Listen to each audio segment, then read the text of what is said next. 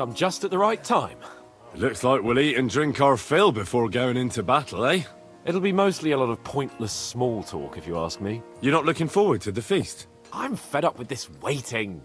I'd rather set out right now and wring the fuckers' necks one by one. And above all, I want to put that lying fraud from Nabokov in irons. That makes two of us. We'll get him. Don't worry. I'm sure Von Burgov has good reasons for caution. I hope so. And I'd rather get this messenger business off my back too. But get back to enjoying life without the tiresome duties of a nobleman. You bet. We'll live it up when we get back home. But now, let's go and hear what Sorotto has to say to us. I'm hoping for some good drink and crispy roast meat while we listen. Let's go then, before there's nothing but bones and empty pitchers left.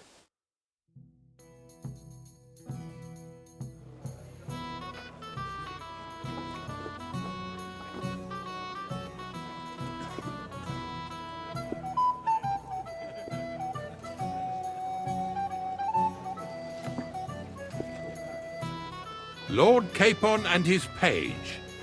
At last. Good evening, friends. Join us, please, and sample what our kitchen has to offer. Wench, pour Lord Capon some wine. We have excellent Hungarian wine, sir. Thank you. I won't say no. I'll be glad to drink to our upcoming victory over that rabble from Nabokov.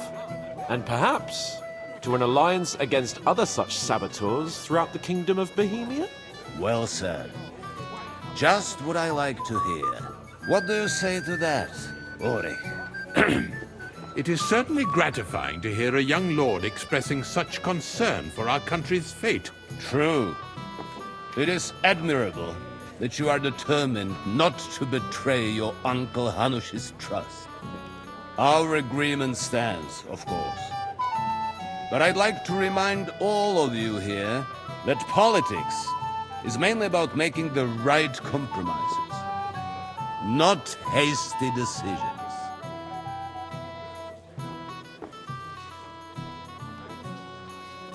We have the same interests, Sorotto. We'll be happy to help you deal with those criminals at Nabokov. And let's hope that our cooperation doesn't end there. You know better than anyone how many similar bands plague our kingdom. Well said. It seems Hanush and Redzig have an eye for capable and eloquent servants. As soon as we are finished with that rebel, I shall write a reply to your letter. But now to the business at hand, my friends. We discussed this long and hard, but we came to the conclusion that the best thing would be to catch them by surprise. And for that reason, we will set out for Nabokov at the crack of dawn tomorrow. And we will string up the insolent bastard who commands the bandits from the nearest tree. More wine, Lord Chamberlain? No, thank you. The Lord Chamberlain needs a clear head. He will lead the assault on the fortress. What? Sorry, sir. But did you say we'll be under Ulrich's command? Who else? My captain is injured, and I am expecting an important visit. Unfortunate. Aha. And may I know what the Lord Chamberlain's plan is? Of course you may. It's nothing complicated. We'll pass through the Trotsky Gorge early in the morning and reach the fortress unobserved. A quick charge will get us over the palisade, and we'll catch that rabble by surprise. They won't know what hit them. Ha ha! I'm sorry, sir. But isn't that kind of frontal assault needlessly risky? Risky?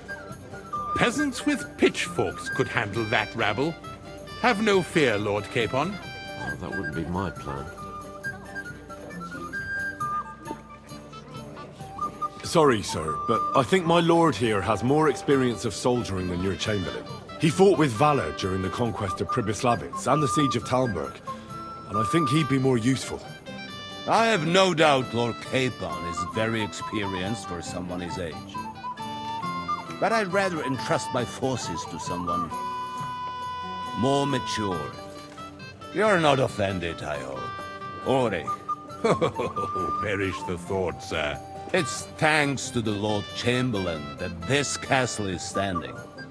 I have complete faith in his abilities. My friend, send your servant to the smithy for armor and to see Catherine, sir. to see Catherine for wine for the journey. We'll move out as soon as the sun rises.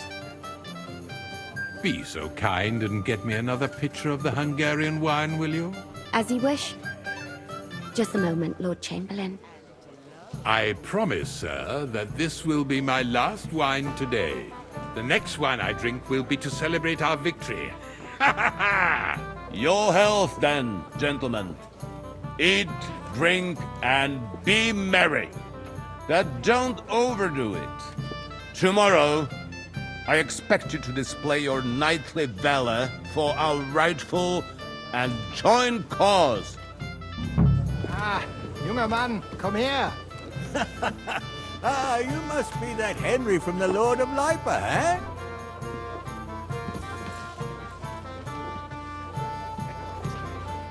What would you like, gentlemen? We're just talking about the ambush on Lord von Berghoff's men. Apparently, it was the same man who attacked your company by the pond. Aye, no doubt about it.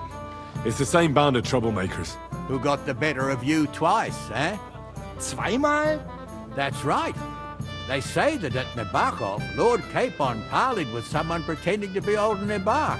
But in fact, it was none other than the leader of those disgraceful scoundrels. Dann ist es ja kein Wunder that puffed-up Capon won't talk to us. He's afraid we'll make fun of him. I'm sorry, sir, but Lord Capon did nothing wrong. It wasn't his fault. Watch your tongue. You don't want Henry to take offense and fly off the handle again? Ja, du hast recht. I went too far. If I've offended you, Henry, we can settle scores. I'm at your service. But if you'd rather try your luck, we can have a game of dice. That strikes me as a better option than going at each other with swords. Wie war das? Do you play dice, friend? Nah, not for me. I don't play dice. Das ist schade. Aber was soll man machen? It could have been fun.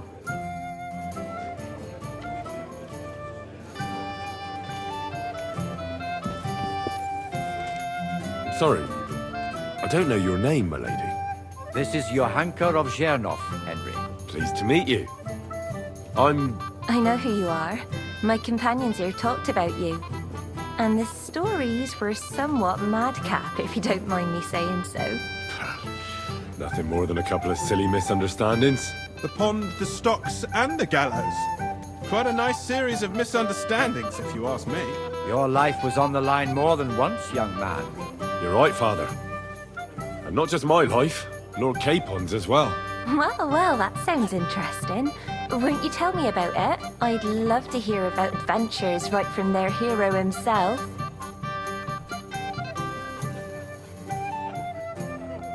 I'll be glad to tell you my story. Where to begin? The best place to begin is at the beginning, isn't it? You're right, of course. That would be best.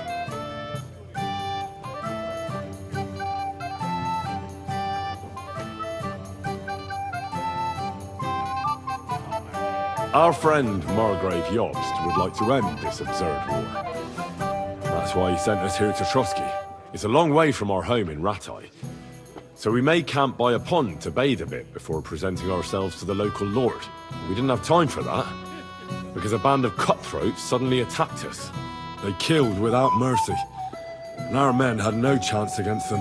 We had no choice but to jump into the water and swim for our lives. I still don't know how I didn't drown. I can't swim, you see. Truly divine intervention, my son. God clearly wanted you to be saved. Truly shocking and terrifying. Tell me, what awful thing happened next?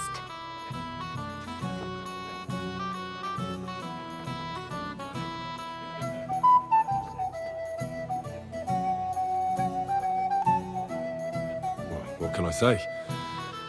Nothing much apart from the fact they almost stuck me like a pig. No doubt, but that's just what interests me. We were saved by a good-hearted old woman. But later, we got involved in a tavern brawl.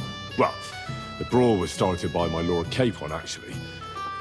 Manual labour would have been too humiliating for him, you see. Even more humiliating than having the local guards pour, slops over us, it would seem. No, that is truly awful. But it's true. Everyone thought we were stinking vagabonds, which led to a whole misunderstanding. Bailiff Thrush put them in the stocks. Yeah, like I said, they took us for ragamuffins. Fair enough. But out with it now. Why did they punish you?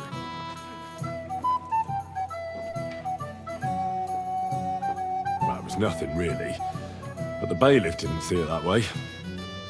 Probably because it was his son who got a thrashing. Excellent. I think people are wrong about you. You're a sincere and brave young man, Henry. And rather entertaining company. Yes, I agree. It's a pity my good friend didn't hear your story. She would have been very interested. Who do you mean, my lady? Unfortunately, she just went outside to get some fresh air. But the easiest way to put that right would be to go and find her. Would you escort me, Sir Knight? Certainly, my lady. I'll be honoured to escort you. Excellent. I'm sure the learned gentlemen will excuse us, won't they? It's a lovely night outside, and it's a little stuffy in here, so a walk will do me good. Come on. A lovely summer night. It was horribly stuffy inside. Thanks for rescuing me from the claws of those two old vultures. Yeah, of course. But I thought... I know what you thought. Some men are terribly slow-witted, that's all. Like my late husband. But maybe I underestimated you, eh? I don't think you're the kind to fall for pretty poems. Well. Finally an exception that proves the rule. I'm no good at poetry anyway. That's enough talk, silly. Embrace me. Let's enjoy this night. It wasn't made for sleep, after all.